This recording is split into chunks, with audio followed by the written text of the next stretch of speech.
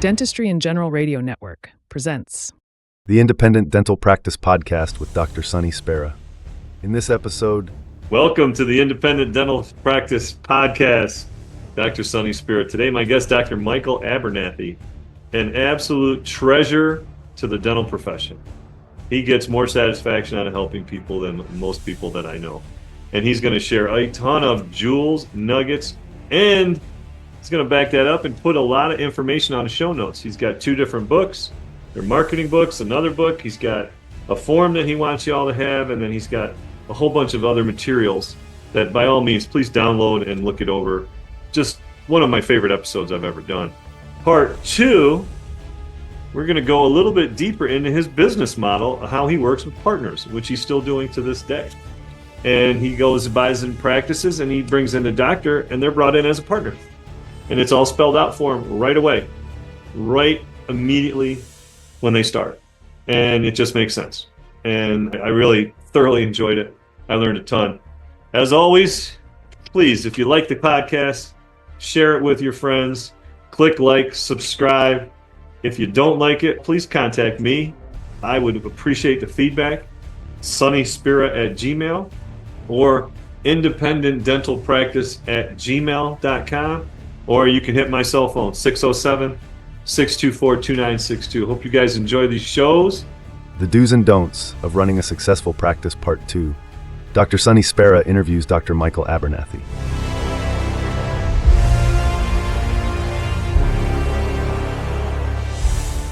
In the second part, we're talking to Dr. Michael Abernathy. You work with doctors, they're partners, you bring them in as partners, and then they buy out. And right now you're currently involved with over 50 offices, did you say? A bunch, okay. A bunch. And now normally what I did was a certain number a year I would buy. Most of them were not de novos. I would say 95% were existing practices. So a good example, just so you can compare this to something, 2 different types of DSOs, okay? So they're the largest employer of multiple practices. They're either DSOs that buy practices to grow them or buy practices to sell them. Right, flip them, yep. And I think they make an error because most of the people that run DSOs don't really understand how to run a practice where the owner is an absentee person and make it profitable and maintain the culture and create profit. I was buying the worst practice in the best location and turning it into their forever practice, okay? So I was buying practices that were average or a little less than average. So probably in the $400,000 to $500,000 range. I've never purchased a practice I couldn't double within 12 months. Normally by the middle of the 1.5 to 1 3/4 years, I can triple or quadruple it. Okay, so I'm taking no risk. Okay, now the young doctor that we bring in is an employee, but he has to buy me out in a certain length of time. And it was less than 24 months. And I've never held one more than 24 months. Okay, so wait. Yeah. So you're looking at a practice in Tulsa, Oklahoma. Do you have the associate with you at that time? No. So every associate I hired left at 15 to 24 months until I started letting them buy into the practices. I got better at choosing them and the staff chose them and they knew that this was going to be an owner. When I sold the main practice, I kept doing this. And so now I'm not practicing at all in these practices. And it helped me by having 1 or 2 practices that I'd worked with that I wasn't practicing in, but only practicing maybe 1 day a week, but it was open 5 or 6 days a week, to figure out that it was really different format where these people bought in, but the owner, which would be us, taking profit out of it.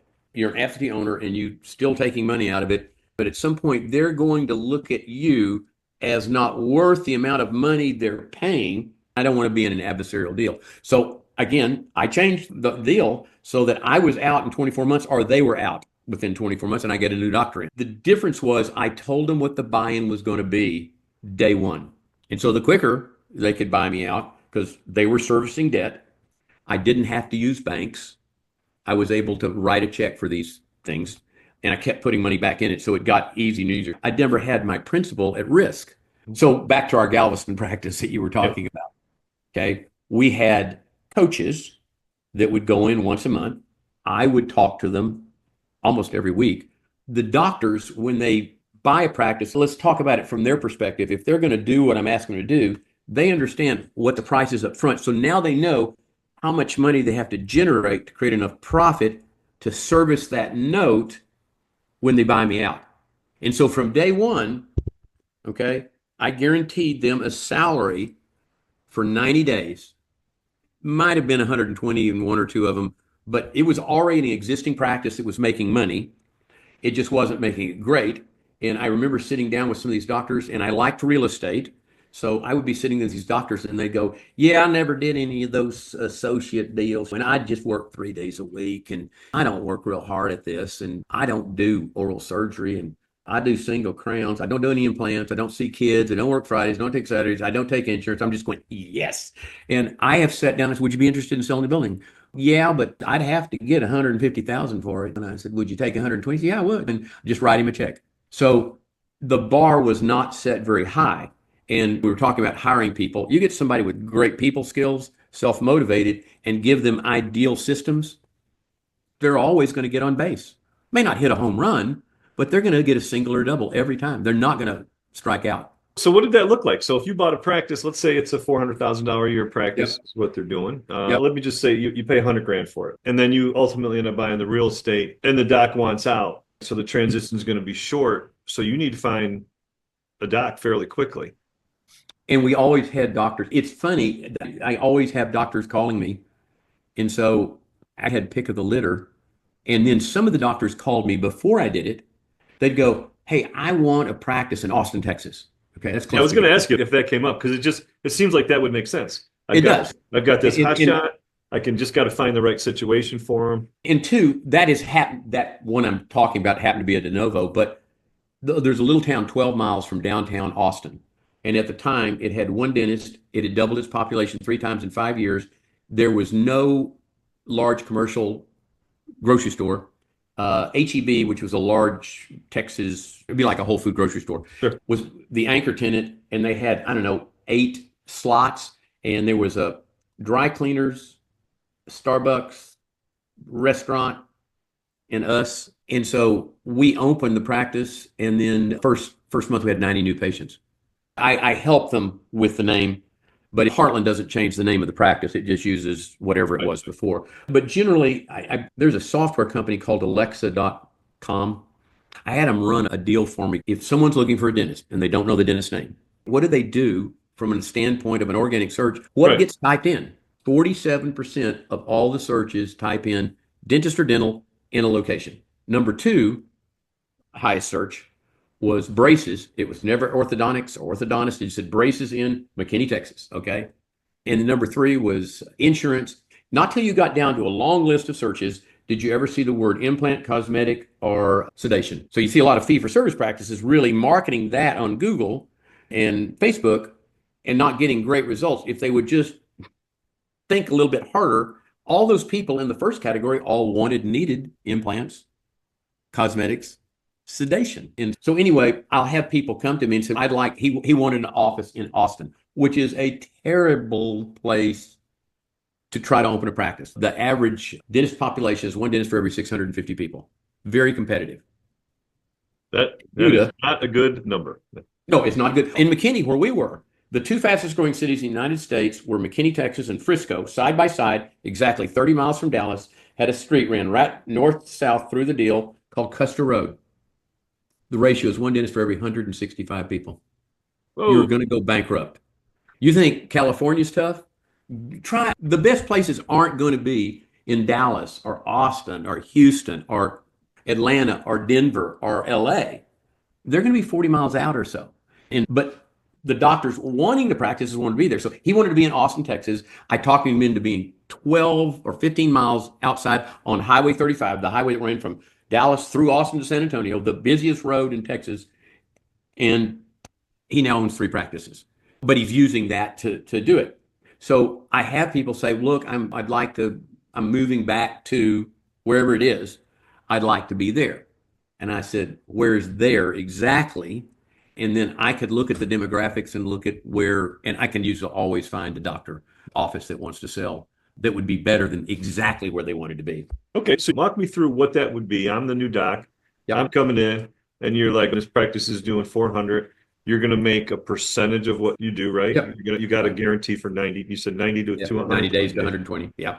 Okay, and our goal is by this time in 2 years, we want this $400,000 practice to be doing triple, so 1.2, right? Yep. Or That's more. Yeah. Or more. Okay, just talk me through some of the other steps that Again, I generally set aside about $50,000 to $60,000 for marketing in the first year. I take about a week to 10 days to teach the doctor how to practice dentistry. So you go in, and you're like a hands-on coach? Yeah. Yeah, I had to. That's awesome. I'm telling you, people do not understand the value of that. And it's just, even from the It's like simple steroids. thing It's like of throwing steroids. Yeah. a burr block or a whatever it is.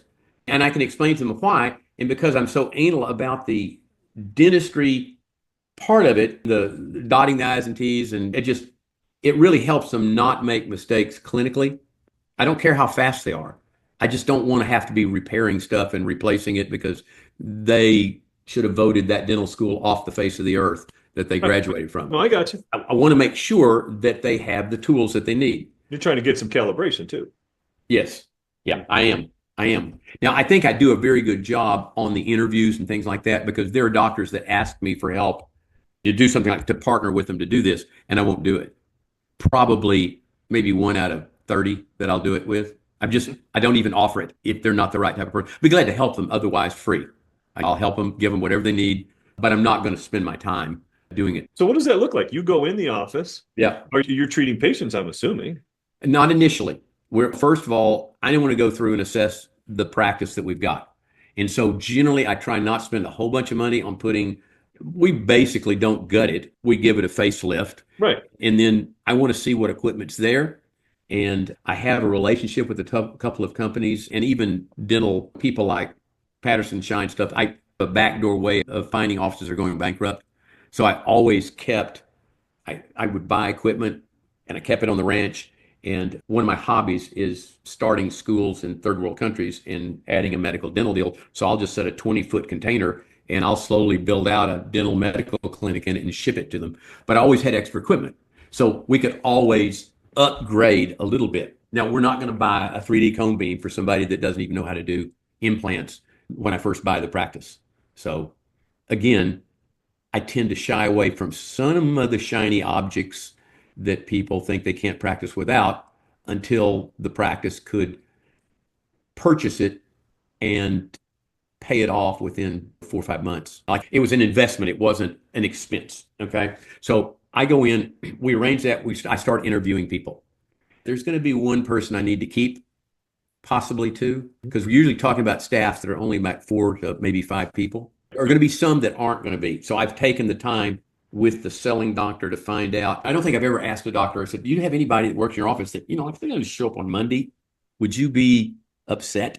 And he goes, oh yeah, Susie. She's pretty good at what she does, but she's a real pot stirrer and always seems like, I said, so I want you to fire her before I'll buy this.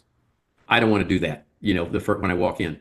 So we're hiring some new people, we're keeping the ones we can keep. And then I'm also training them. So again, as you say, I'm creating this link between who they say they are and what they really are.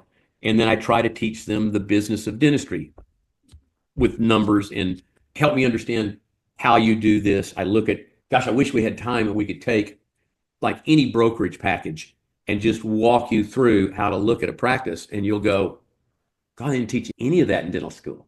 And I didn't learn it even owning a practice, what a number looks like and then what it means ultimately in the future. So I'm helping the young doctor see that. I'm helping the staff see that. And I've never had one that went bad. I started out with only one practice to do that with. But you also have your fingerprints all over everything.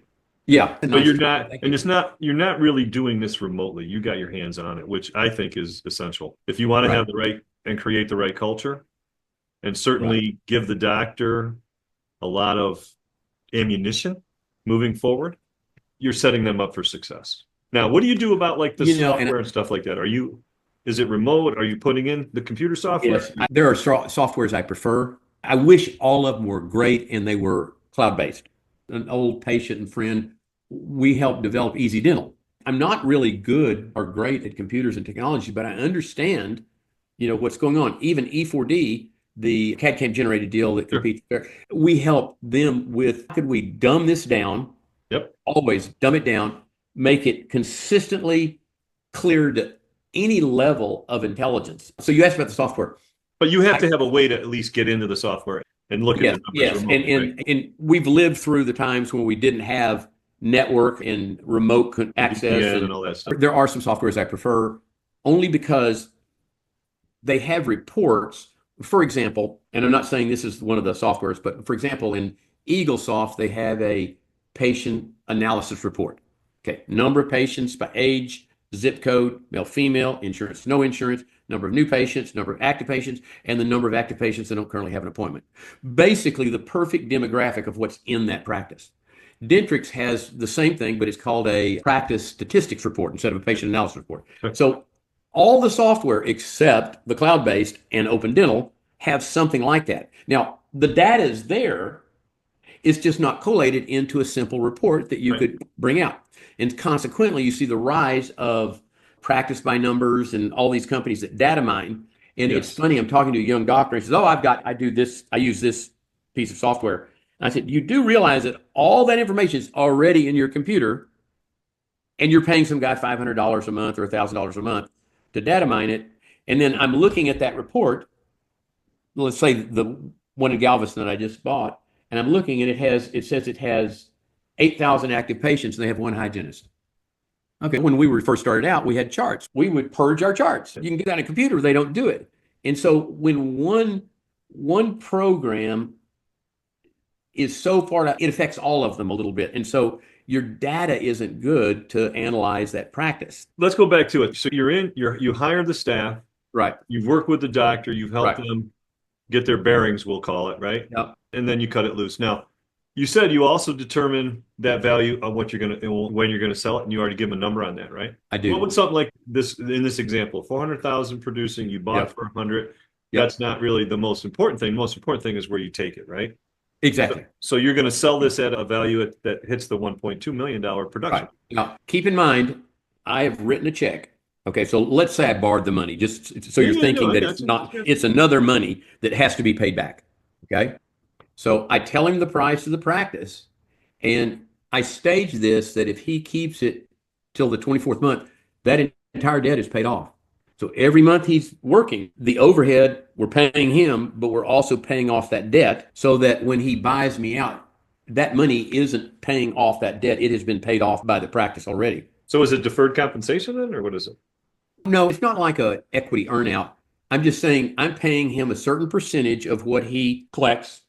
I've never owned a practice so we didn't have 100% collection. That's important because oftentimes I substitute production with collection. Sure, yeah. No, I'm with you. I got you. Okay, so he's getting paid a certain percentage, and it's usually about 30%, and there's insurance, and there's a bunch of other things that go along with it. But, okay, so I'm paying him, and the practice is paying off the debt, and I'm going to keep the real estate no matter what happens. And you haven't asked this question, but I'm going to pose it for you. If you take a practice that's doing a certain amount and they've got 4 to 6 ops, when I look at a practice, I think ideal would be a production of about 25 to 30,000 per op. Had 6 ops, it would be 150 to 180. Now, it can be more, but the overhead certainly works with that. Same thing with the employees, at least 20 to 25,000 per employee, where the average is less than 14,000. So not 150, 1.5, I'm sorry. 1.5. Yeah. Yeah. Mm-hmm. So again, as we're moving down there, I've given him a price of what it's going to cost to buy out. And it's based on a formula. It's going to be a certain percentage of the trailing 12 months collections. Okay. And let's say it was 75%. Okay. So he now knows as we're building the practice going up, it's going up and up. The sooner he can buy me out, the less he'll have to pay for it. Okay. But he also has to qualify to a bank to do this. And a bank requires at least 12 months of earnings to look at that.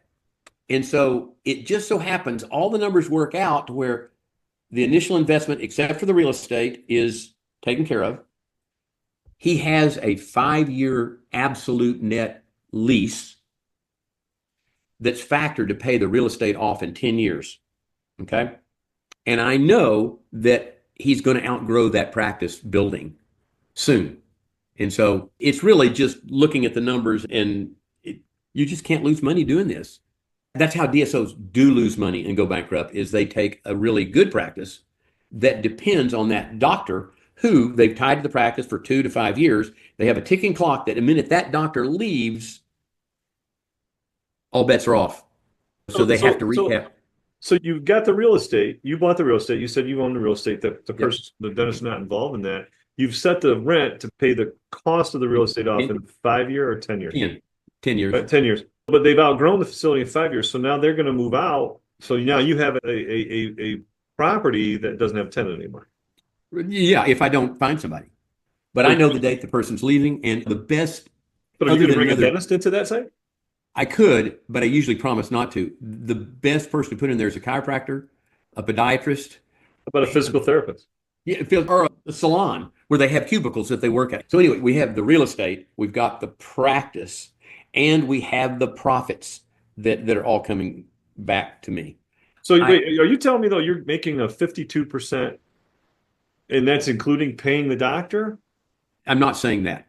Okay. I said you took the 52% from the practice I owned. Correct. I was telling you I was practicing in it. Okay. Gotcha. Yeah. The most difficult thing about making these numbers work is not realizing that if you borrow money from a bank to build out a building, and so the leasehold improvements, they're going to cost you $150 a square foot. So 2,000 square feet, 300,000. And then the bank won't carry that for more than 5 to 7 years. So the first 5 to 7 years is the crunch. And after that, it gets easier. Now, I don't have to deal with it because I'm supplying all the money and then I'm keeping the real estate. So I'm also keeping the leasehold improvements, and I'm not building anything out or making big changes. There's not much money in that. So again, keep in mind that I bought an underperforming practice in the best location. I would say 60% of the practices I buy have 3/4 of an acre with a 1,500 square foot building on it in the best location. I could probably sell just the real estate and make 100% of my money. Just so it doesn't always be me having to find another tenant. Most of the time it is. But I'm thinking I could build something else there, or let somebody build something, or sell the land or something else. Let's cover this a little bit if we can. So you talked about this income and expense summary, and I'll put this on the show notes. So on the top of it, it says the months, and then monthly and year to date. So production and collections. Pretty much every computer system on the planet should be able to do that, right? Yeah, now, it looks something like that. So now on the right side are blue numbers. Yes. Those are goals. On the left side, these are, I guess you call them KPIs, but the numbers that you're going to need to follow. So just take the first one, employee costs. What goes into the employee costs? When I first did this was back in the late 70s. I thought a profit and loss statement was profit and loss. Okay. And I still talk to doctors that think of profit and loss. It's a GAAP document, generally accepted accounting principles document, but it only deals with taxable expenses. So it doesn't have all the expenses on it. And so I found that I could rearrange a P&L statement into 7 categories and then format it so that those 7 categories, and let's say one of them was employee costs, was maybe a 14 font bold, and then all the other line items that would fall under there would be just like 10 font and not bold. So I'm only interested in that, and then the total, and converting that to a percentage. So your question was what's in there? It would be what I paid them, uniforms, workman's comp, insurance, benefits, my attorney and my accountant go in there. If I'm using a third party to do insurance or whatever, I'm putting in there. If I have a coach that comes in, I'm putting them in there. And I found, even with associates, I can keep that below 30%. With the attorney, with the CPA, around 28%. The key to doing that is getting your production up, right?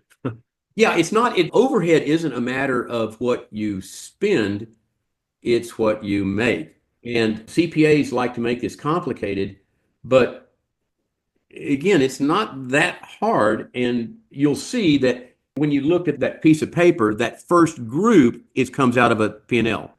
Right. I'm sorry. Yeah, out of the P&L. And the bottom one comes out of your software. All right. So the next one says facility costs, which again is a beautiful description of that's not just your rent. You could be having to pay taxes. You could have a triple net lease. You could have plowing, grass, maintenance, gas, electric, power. Yes. And let me add one other thing to that. keep in mind that I was just a stupid 27-year-old when I did this. So I put those names on it and they make sense to me, but you're welcome to change that number. But it would even include if I was a young doctor and I bought the practice, the payments would be under that. So it's kind of like the physical side, repairs and maintenance on equipment, that kind of stuff. You named about 90% of it. And in that book, that Super General Dental Practice book that I sent in addition to the marketing one, and chapter 16, 17, it goes over these and explains them in great detail, what's in each category. Okay. So dental supplies. Supplies that Oftentimes we have a CEREC or E4D machine, and Yes. I want to make sure that the disilicate blocks and the burrs are factored down under lab rather than under dental supplies. Gotcha. Because Yep. when I look at these numbers, they mean something to me if I'm buying a practice, or in the case of doctors listening to this, if you're self-diagnosing your own practice. If we get down to lab, and if you're a fee-for-service boutique practice, it may be higher than 8 to 10%. But this is a really good general practice. If that lab were 4%, I'm going to ask, do you have a CEREC? And they go, no. And then I'm thinking, okay, maybe they're non-assertive doctors that aren't doing comprehensive dentistry.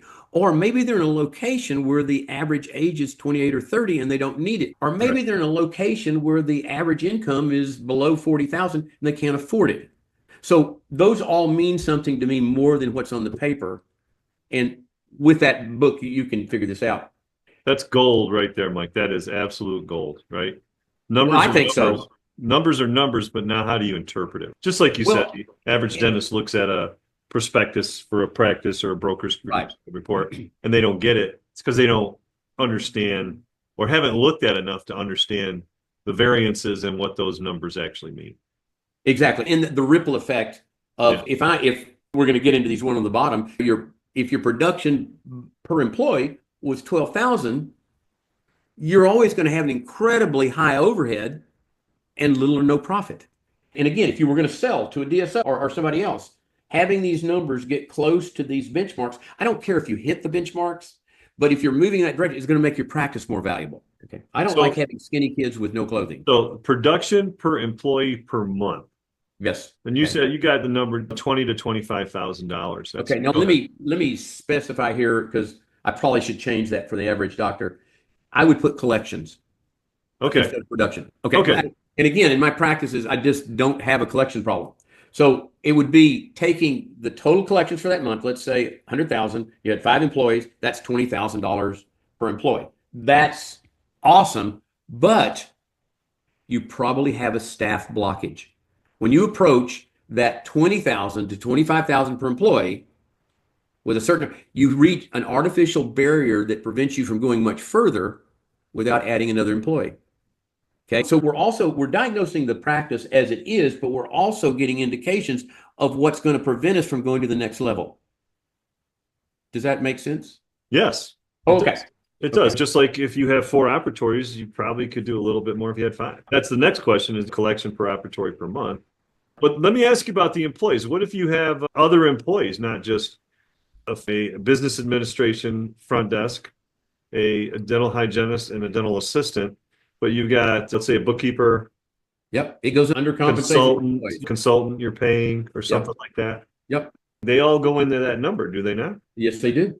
And so, but if you also have shared employees, let's say you work 32 hours, one works 16, one works 16, that combines to equal 1, correct? Okay. Now you can have somebody, for example, it's more common to see somebody, I've got 2 hygienists and I'm going, are they full time? He goes, no, they each work 2 days. You have effectively 1 hygienist. Correct. And so, yeah. And then I do have a spreadsheet that I use as a scorecard for collecting data for a practice that I'm going to buy, but it's also easy to diagnose it has formulas built into it. If you just fill in the numbers, it'll give you all this data at the back end. I can send that to you too. Thank you. You can believe that the DSOs and stuff like that, they take these deep dives. I haven't seen, okay, there is the cost of buying a practice or running it. And then there's the value in what you purchase. I don't think DSOs actually understand where the value comes from after the sale, or they would do better. They would increase profitability. They would increase, and they don't. Okay. New patients, pretty straightforward. Now, in my practice, 47% of my patients were children. That was my demographic. Okay. Hygiene ought to be at least 33% of your collections every month. So again, that bottom line, right at the very bottom, it says, what is 1% of your collections per year? If you have $1 million practice, 1% is 10,000. So for every percentage point, we're up or below.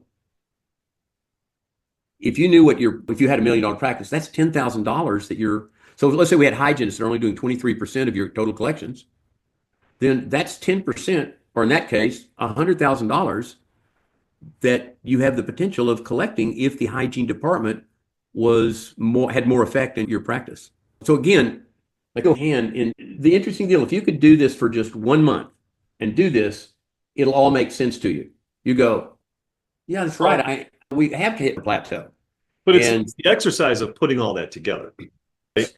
Yeah. Because as you have said, and you have made which is 100% right. You've dumbed it down, but you've simplified it. You got 7 numbers on the top and you got 6 or 7 on the bottom, but it's getting to those numbers. Let me ask you this. Do you know exactly how much your cost is per day to run your practice? Absolutely. Right down to the penny. Very few docs are going to be able to answer that question. And they can't even tell me how many new patients they get. Now, again, when you dumb it down to 12 numbers and it's on a sheet of paper that you're sharing with your team, they can tell me. And I tell them, I say, look, I expect you, if I call you up front desk and I ask you how many new patients, I don't want to say, oh, wait a second, I'll go look. I expect that to be tattooed on your forehead. I expect you to know that. And now keep in mind, we're on that top one where we have the cost of the lab and market. Okay. We've got these 6 categories. There is a 7th category that's not on there. And that would be anything we spend on the doctor. Okay. Now, if you buy a practice, because you said you're a PPO, if you buy a practice that's heavily involved in insurances and you see the insurance reimbursement is ridiculously low. Yes. What do you do?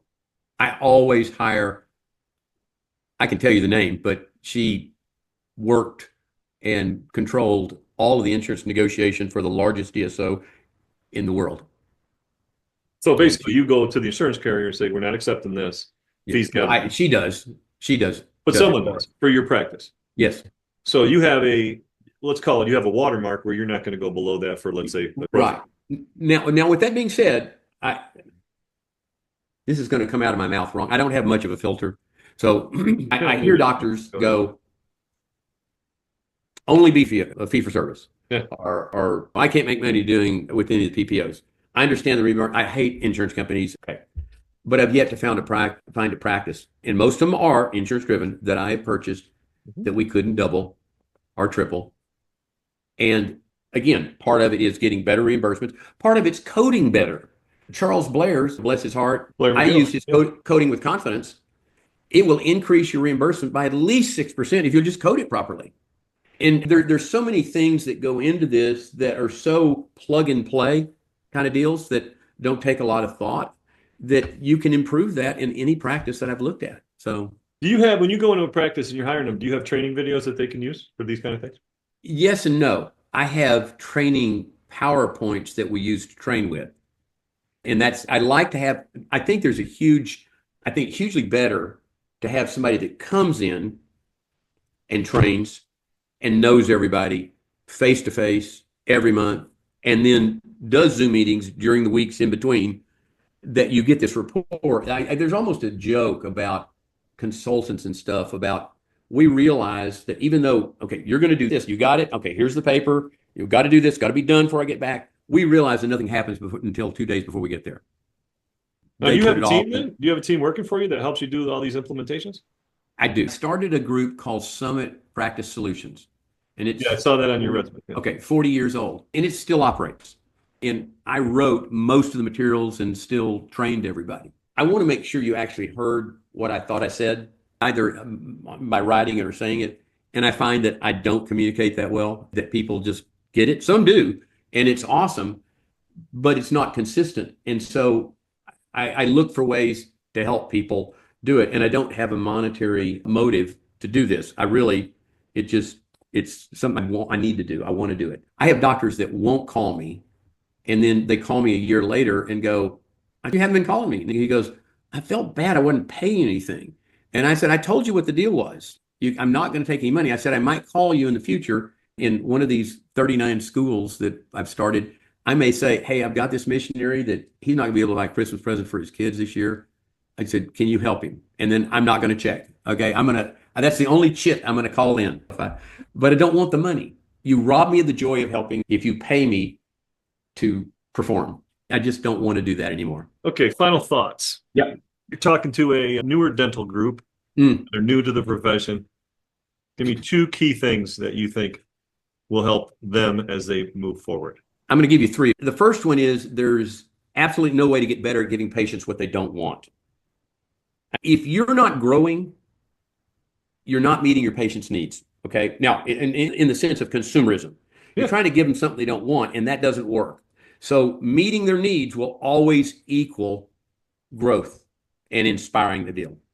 Number 2, inspired leadership. Most people manage their practices rather than having inspired leadership where people commit to your vision rather than complying with it. I always told my employees that I never hire employees. There was a book that I read called Never Hire an Employee. I hire partners in the business. Okay. When I'm investing my time and money into you. So in a way, this inspired leadership, you've got to precede your practice. Okay. You've got to get better before your next level of productivity gets to you. So it just means a whole new level of commitment from you. And the last one is, and this is a realization that you've just got to swallow, because everybody needs to be accountable. And that means answering for your actions and results, regardless of the noise around you. You have to be accountable. And I find doctors that accountability means letting your actions speak louder than your excuses.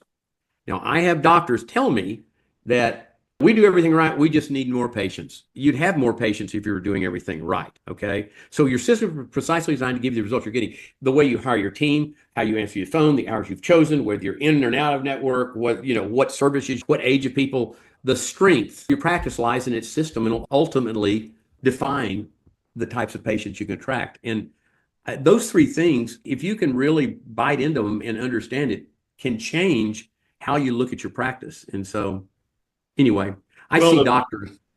The common denominator is it's patient-centered. Yes. Now, but keep in mind that you and I could say our patients love us, but if we don't get 70, 80% of our patients direct referrals, maybe that's not the case.